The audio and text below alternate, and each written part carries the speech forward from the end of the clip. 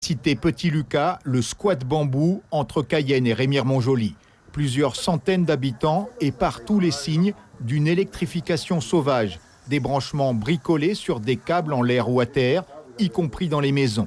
Samedi, une femme enceinte est décédée chez elle avec son bébé électrocuté. Dans le quartier, personne ne veut en parler.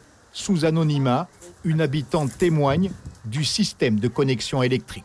C'est quelqu'un, comme si par exemple un Brésilien qui a cherché l'électricité, qui vend nous, c'est ça. Mais dès que les Brésiliens ne vend nous, il n'y a pas de courant. Après, chaque monde qui a un petit sous-maquin. Oui, on tire l'argent, oui. Combien? Peut-être 5 €, peut-être 20 €. Ça va dépendre des longues distances câblant. À 30 mètres du squat, le vol d'électricité est opéré sur ces poteaux du réseau aérien d'EDF. Une ligne 220-400 volts, piratée régulièrement par les trafiquants de courant. Et il y a des gens qui viennent le soir, toute évidence, on vient d'en discuter avec une habitante, et qui montent sur les poteaux, qui prennent des perches en bambou et qui vont raccorder des fils en haut du poteau. Et derrière, les fils courent dans l'herbe et on voit pratiquement rien parce qu'ils les mettent dans les herbes hautes.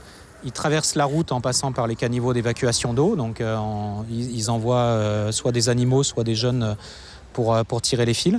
Et derrière, ils arrivent dans le quartier et après, dans le quartier, ils diffusent les réseaux de façon clandestine.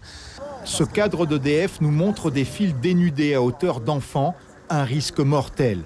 Pour la société, il y a urgence à agir dans les squats.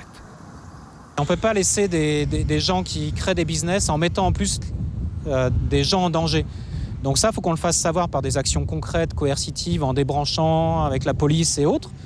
Mais au-delà de ça, il y a une impérative nécessité de dire est-ce que dans ce quartier-là, on veut apporter l'électricité, même si c'est de façon provisoire.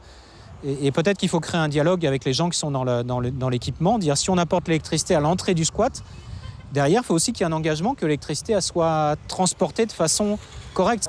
EDF n'a pas le droit d'installer son réseau dans les zones d'habitat illégal, une décision politique qui relève des communes dans le cadre de l'aménagement du territoire et de l'éradication des squats. Suivez l'info sur Guyana Première, télé, radio et Internet.